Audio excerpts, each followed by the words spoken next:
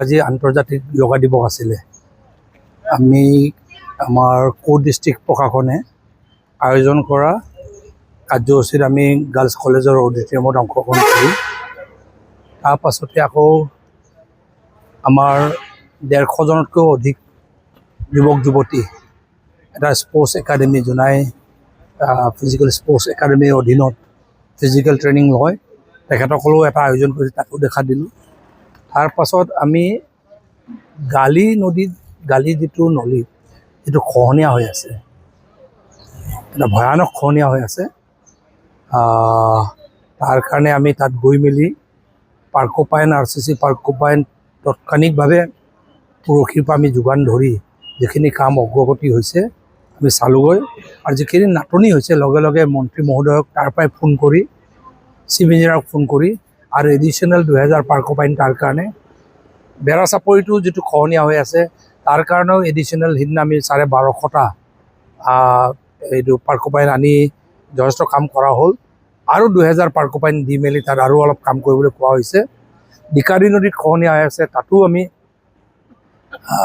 Porcupine পেলোৱাৰ কাৰণে 4000 porcupine লাগিব বুলি আমি এইটোও অৰ্ডাৰ দি দিলোঁ।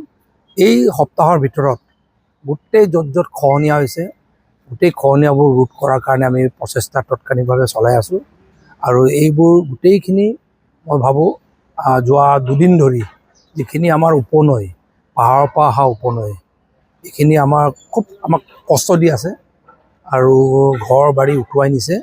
তাৰ কাৰণে মন্ত্ৰী মহোদয়ৰ লগত কথা পাতিলোঁ। পাৰ্মানেণ্ট নেচাৰ স্কিম যিহেতু আমাৰ লালি নদীৰ তাণ্ডৱ আমাৰ প্ৰায়ভাগ শেষ হৈছে, আৰু চিলে নদীৰ অলপ ঝামেলা আছে, আমাৰ ৰায়াং নদীৰ অলপ ঝামেলা আছে, ৰাজাখানাত অলপ ঝামেলা আছে, নাহৰ নলাত ঝামেলা আছে, ডেপি নলাত ঝামেলা আছে, এনেকৈ ডিকাৰীত ঝামেলা আছে, চেৰেনত ঝামেলা আছে, আপোনাৰ ডেকা ৰিভাৰতো ঝামেলা আছে। এনেকৈ যিখিনি উপনৈ আছে সেইবোৰৰ কাৰণে পাৰ্মানেণ্ট প্ৰটেকশ্যনৰ কথাবোৰ পাতিছোঁ।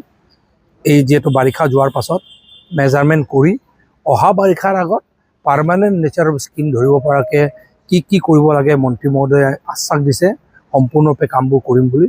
আৰু ইন দ্য মেইন টাইম যিমান RCC পাৰ্কোপাইন লাগে, যিমান জিঅ' টিউব লাগে, যিমান জিঅ' বেগ লাগে লগে লগে আমাক দিয়াৰ সিদ্ধান্ত গ্ৰহণ কৰি সিদিনা আপোনাৰ নাহৰ নলাত ছিগিছিলে, লগে লগে জিঅ' টিউব দি আমি কামটো সম্পূৰ্ণ কৰিলোঁ, ব্ৰিজটো কমপ্লিট কৰিছোঁ। তাৰপাছত য'ত এতিয়া ডিকাৰীত প্ৰব্লেম দেখাইছে তাত টাইপ A যিটো 1 মিটাৰ চাইজৰ যিটো জিঅ' বেগ সেইটোক লগাই মেলি আমি প্লেচাইডিং মাৰাৰ কাৰণে কাম আৰম্ভ কৰাই দিছোঁ। এনেকৈ য'ত অসুবিধা থাকে তাৎক্ষণিকভাৱে এইখন চৰকাৰে কামবোৰ কৰিছে। মোৰ অভিজ্ঞতা আগত যেনেকৈ আগৰ চৰকাৰবোৰৰ দিনত ক'ৰবাত যদি এনেকৈ গাইড বান্ধিছেগৈ, মথাউৰি হৈছেগৈ, 6 মাহ খোলাকৈ থাকি যায়, 6 মাহলৈকে বিভাগে কাম নকৰে। কিন্তু এইখন চৰকাৰৰ দিনত যিদিনাই পানী শুকাইছে পিছদিনাৰ পৰা আমি কাম কৰি ব্ৰিজ ক্ৰচিং কৰি দিছোঁ মই ভাবোঁ। আৰু আমাৰ যিখিনি ইয়াত গাইড বান্ধ আছে এইটো পঞ্চায়তে বনাইছিলে, সৰু সৰু বাইক গাইড বান্ধ, আৰু বহুত পুৰণিও হৈছে, আৰু এইকাৰণে পাহাৰৰ পৰা যিটো খুব এটা ঢল যিটো আহে হঠাৎ এদিনৰ কাৰণে আহে, একেবাৰে ঠান কৰি গুচি যায়, সেই ঢলবোৰ ৰখাব নোৱাৰে।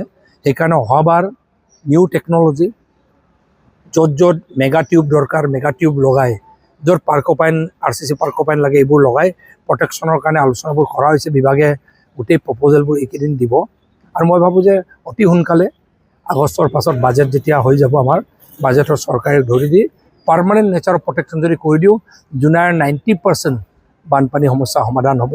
তাৰ কাৰণে আজি CDC court district commissioner, circle officer, আমাৰ ADC গোটেইখিনিৰ লগত ৱাটাৰ ৰিচোৰ্চ ডিপাৰ্টমেণ্টৰ অফিচাৰ চব লগত গৈ পৰিদৰ্শন কৰি কথাবোৰ বুজ লৈ, আৰু যিখিনি ক্ষতিগ্ৰস্ত ৰাইজ তেখেতসকলক পৰ্যাপ্ত পৰিমাণে কোনো অসুবিধা নোহোৱাকৈ ৰিলিফ দিবলৈ নিৰ্দেশ দিয়া হৈছে, সেইমতে দি আছে।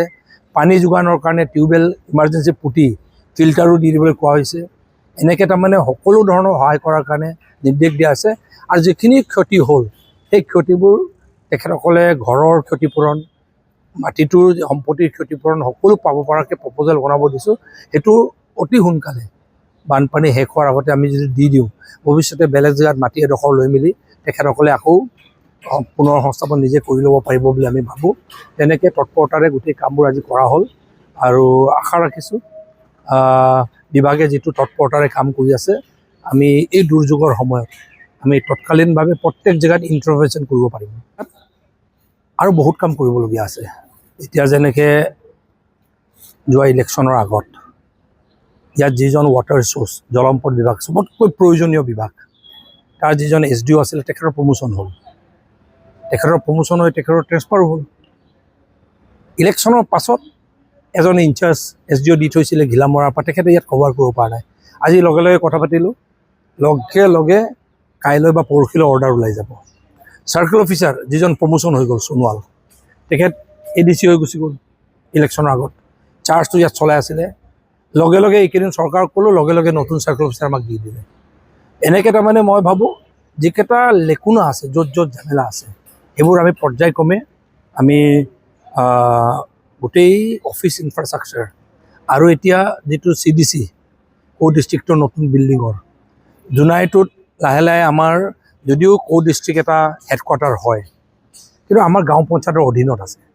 এতিয়া লাহে লাহে লাহে লাহে জোনাইটোক 1-2 বছৰৰ ভিতৰত গোটেই ইনফ্ৰাষ্ট্ৰাকচাৰ ডেভেলপমেণ্ট কৰি ড্ৰেইনেজৰ ইছ্যু আছে আৰু এটা সৰু টাউনৰ যিটো সৌন্দৰ্য বৰ্ধন, সেইবোৰ গোটেইখিনি কৰি মাটিৰ যিখিনি পট্টাৰ বিষয় আছে গোটেইখিনি মীমাংসা কৰি লাহে লাহে লাহে এটা মিউনিচিপেল টাউনৰ ফালে আমি নিব লাগিব।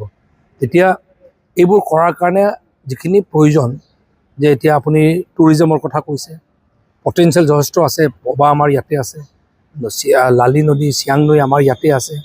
ইয়াত চাবলৈ গ'লে ডাইং ৰিজাৰ্ভ আছে, সন্মুখত ৱাইল্ড লাইফ চেঞ্চুৰী আছে, ইফালে আপোনাৰ নেশ্যনেল পাৰ্ক আছে ডিব্ৰু-চৈখোৱা।